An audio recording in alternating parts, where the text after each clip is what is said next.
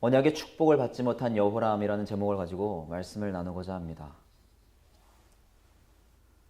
구약 성경은 메시아를 허락하시는 하나님의 언약에 대해 말씀하고 있습니다.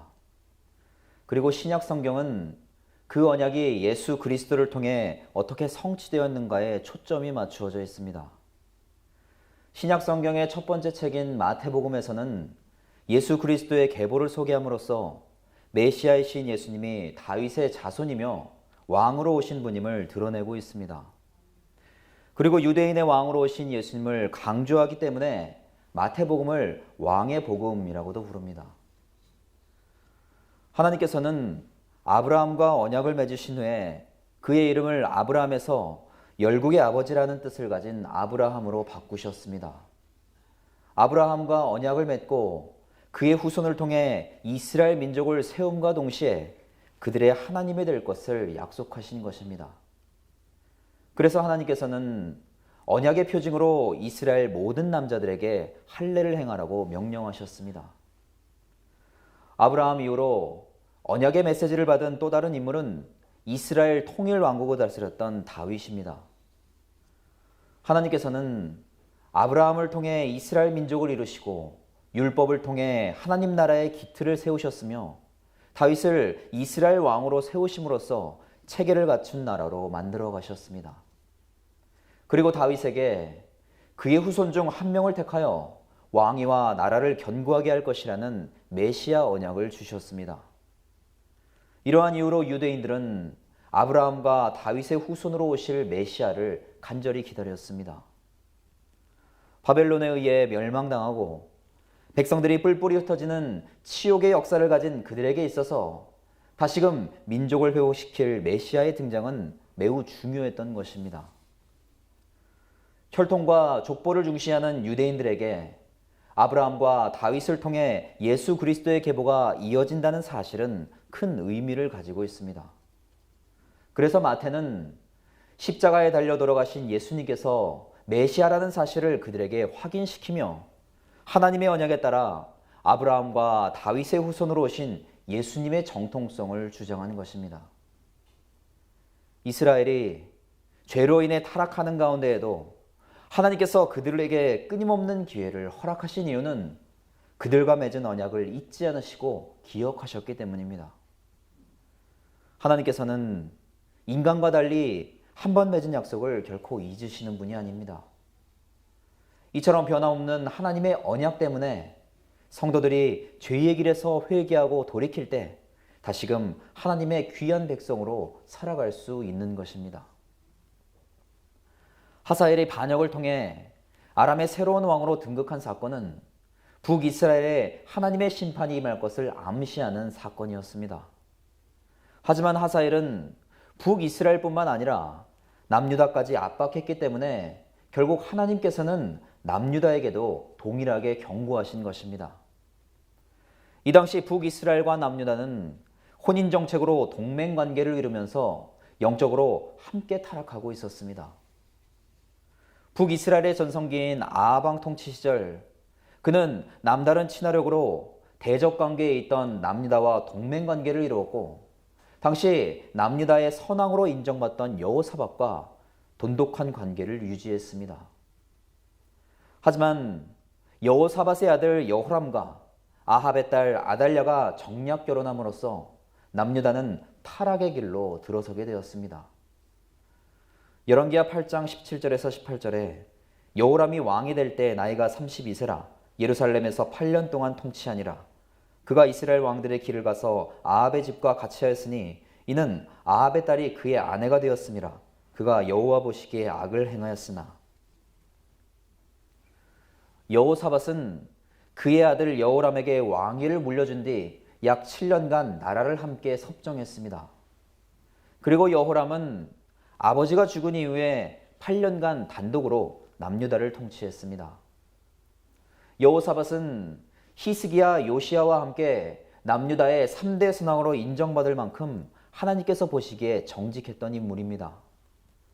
하지만 안타깝게도 아합과의 연합을 통해 남유다가 바알 숭배 사상을 받아들이는데 일조하고 말았습니다. 그는 남유다를 통치하는 동안 우상과 산당을 파괴하고 율법을 가르침으로써 백성들이 오직 하나님만 의지할 수 있도록 나라를 다스렸습니다. 하지만 정작 자신의 자녀에게는 올바른 신앙을 물려주지 못한 것입니다. 이처럼 스스로의 믿음을 잘 지키는 것뿐만 아니라 온전한 신앙을 후손들에게 전하는 것 또한 성도의 중요한 역할입니다. 하나님께서 원하시는 구원 사역은 복음이 끊어지지 않고 전해지는 것이기 때문입니다. 여호람이 북이스라엘 왕들처럼 타락하게 된 이유는 그가 아합의 딸을 아내로 맞이했기 때문입니다. 북이스라엘 왕들은 초대왕 여로보암을 시작으로 나라가 멸망할 때까지 모두 악한 자들이었고, 특히 아합과 그의 아버지 오므리는 하나님께서 보실 때 가장 악한 왕들이었습니다. 그들은 단지 우상을 숭배하는 것만으로 끝나지 않고 바알 숭배를 체계적으로 정착시켜 하나님께서 세우신 이스라엘의 근본을 완전히 바꾸려고 했기 때문입니다. 이것은 곧 이방 민족들처럼 하나님의 존재 자체를 부정하는 것이나 마찬가지였습니다. 북이스라엘에 바알 숭배 사상을 정착시킨 결정적인 인물은 시돈 왕의 딸이자 아합의 아내였던 이세벨입니다. 그리고 여호람이 이세벨의 딸과 결혼함으로써 그나마 하나님을 섬기던 남유다 역시 북이스라엘과 동일하게 바알 숭배를 받아들였습니다. 여호람은 아버지의 섭정이 끝나고 단독 통치를 시작하면서 자신의 동생들이 왕의 자리를 넘보지 못하도록 그들을 모두 진멸했습니다. 또한 영적으로 깨어있던 몇몇 지도자들이 남유다에 바알 숭배가 도입될 것을 염려하자 그들 역시 모두 처형했습니다. 이처럼 왕의 권위를 세우고 자신의 힘과 능력을 강화하기 위해 사륙을 저지르는 행동은 반역이 난무하던 북이스라엘 왕조에서나 볼 수 있는 모습이었습니다. 여호람에게 이토록 악한 영향을 끼쳤던 이세벨의 딸 아달랴는 어머니처럼 남유다의 바알 숭배 사상을 전했으며 무엇보다도 다윗 왕조를 파멸시키려고 했습니다. 그녀는 자신의 지위를 지키기 위해 다윗 가문의 왕자들을 학살하는 악행을 저질렀고, 이를 통해 약 6년간 남유다를 통치했던 유일한 여인입니다. 아달랴는 하나님께서 택하신 다윗의 혈통을 끊고 하나님의 언약 성취를 막으려고 했으며 북이스라엘의 바알 숭배를 남유다로 전파시킨 악한 여인이었습니다. 이렇듯 사단은 어떻게 해서든 하나님의 언약을 끊고 그분의 언약 백성들을 하나님으로부터 멀어지게 하기 위해 최선을 다했습니다. 그 가운데 영적으로 깨어있지 않은 여호람처럼 한 나라의 왕까지도 사단의 도구로 사용된 것입니다. 하지만 아무리 사단이라고 할지라도 하나님의 사랑으로 맺어진 언약은 절대로 끊을 수 없습니다. 그렇기 때문에 성도들 역시 사단의 역사를 두려워하지 말고 오직 하나님께 의지한다면 선한 심령을 유지할 수 있습니다. 그 선한 심령에서 비롯된 믿음이 하나님께서 공급하시는 힘과 능력이 되는 것입니다. 열왕기하 8장 19절에 여호와께서 그의 종 다윗을 위하여 유다 멸하기를 즐겨하지 아니하셨으니 이는 그와 그의 자손에게 항상 등불을 주겠다고 말씀하셨음이더라. 하나님께서는 다윗에게 영원한 왕권을 보장하고 그의 가문이 끊어지지 않을 것이라고 분명히 약속하셨습니다. 이것은 곧 다윗의 후손으로 오실 예수님을 통해 하나님의 언약을 성취하시기 위함이었습니다. 그래서 하나님께서는 악한 여호람이 통치하는 가운데에도 다윗과의 약속을 지키시기 위해 유다를 진멸하시지 않은 것입니다. 이처럼 변하지 않는 하나님의 언약은 유다를 끝까지 지키고 보호하셨습니다. 하나님의 언약 백성인 성도들 역시 변하지 않는 구원의 약속을 받은 자녀들입니다. 그러나 하나님께서는 성도들이 죄의 자리에 가지 않도록 일방적으로 막아주시는 분이 아닙니다. 하나님께서는 예수 그리스도의 십자가를 통해 죄를 깨닫고 이를 통해 저희들이 죄인이라는 사실을 끊임없이 깨닫게 하십니다. 그렇게 나의 죄를 깨닫고 회개할 때 다시금 하나님의 곁으로 돌이키게 하는 것입니다. 이처럼 하나님께서는 죄를 깨달을 수 있도록 도와주시지 않으면 무지한 인간들은 죄가 죄인 줄도 모른 채 영원한 사망으로 갈 수밖에 없습니다. 그렇기 때문에 죄를 인식하고 하나님 앞에 회개할 수 있는 것 또한 성도들에게 허락하시는 하나님의 은혜인 것입니다. 하나님께서는 유다의 죄를 무조건 용서하시지 않고 그에 따르는 심판을 받게 하셨습니다. 북이스라엘처럼 이방 민족들을 채찍으로 사용하셔서 그들이 죄를 깨닫고 돌이킬 수 있는 기회를 주신 것입니다. 역대하 21장 8절에서 10절에 여호람 때에 에돔이 배반하여 유다의 지배하에서 벗어나 자기 위에 왕을 세우므로 여호람이 지휘관들과 모든 병거를 거느리고 출정하였더니 밤에 일어나서 자기를 에워싼 에돔 사람과 그 병거의 지휘관들을 쳤더라. 이와 같이 에돔이 배반하여 유다의 지배하에서 벗어났더니 오늘까지 그러하였으며 그때 림나도 배반하여 여호람의 지배하에서 벗어났으니 이는 그가 그의 조상들의 하나님 여호와를 버렸음이더라. 에돔은 다윗에 의해 정복된 이후 이스라엘의 속국이 되었고 솔로몬 때까지 이어졌습니다. 그들은 이스라엘이 남북으로 분열되었을 때에도 남유다의 통치권을 인정했지만 여호람 때에 처음으로 반역을 일으켰습니다.